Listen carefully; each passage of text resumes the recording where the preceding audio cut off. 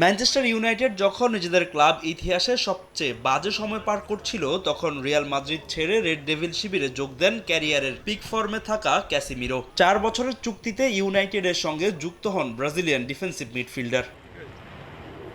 এরপর রেড ডেভিলদের সঙ্গে ভালো মন্দের মিশেলে চলেছে তার সময়। এবার ম্যান ইউনাইটেডের সঙ্গে পথ চলা থামতে যাচ্ছে এই ফুটবলারের। চলতি মৌসুমেই শেষ হচ্ছে তার সঙ্গে ম্যান ইউনাইটেডের চুক্তি। আরও 1 বছর মেয়াদ বাড়ানোর সুযোগ থাকলেও আগ্রহী নয় ক্লাব কর্তৃপক্ষ, কারণ ভবিষ্যৎ চিন্তা করে পুরনোদের বাদ দিয়ে শক্তিশালী দল গড়তে চায় রেড ডেভিল।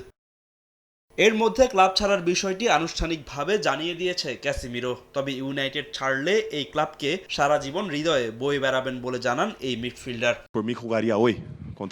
সারা জীবন আমি ম্যানচেস্টার ইউনাইটেডকে হৃদয়ে বয়ে নেব।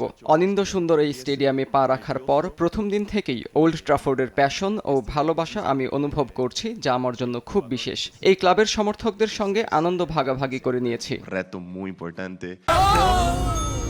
ডেন্টিস্টের পরামর্শ নাও নতুন কোলগেট অ্যাক্টিভ সল্ট।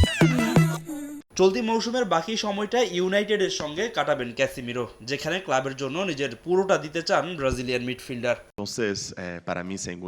এখনই বিদায় বলার সময় হয়নি। আগামী 4 মাসে আরও অনেক স্মৃতি গড়ার পালা আছে। একসঙ্গে আরও অনেক লড়াই বাকি। আমার সবটুকু মনোযোগ থাকবে ক্লাবকে সফল করে তুলতে, সবকিছু উজাড় করে দেওয়ার চেষ্টায়।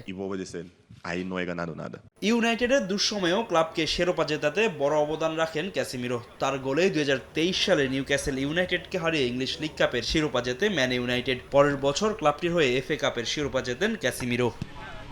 ফাহিম ইসলাম, সময় সংবাদ।